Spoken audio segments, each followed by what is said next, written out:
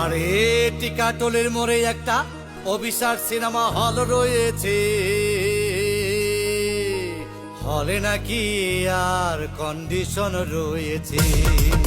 আরে হলে নাকি আর কন্ডিশন রয়েছে।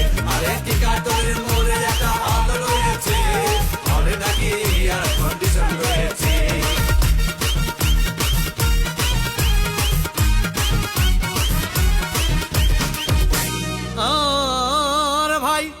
একদিন গেলাম সিনেমা দেখতে, আর রিক্সা থেকে নেমে দেখে হলে একটি সুন্দরী মেয়ে দাঁড়িয়ে আছে।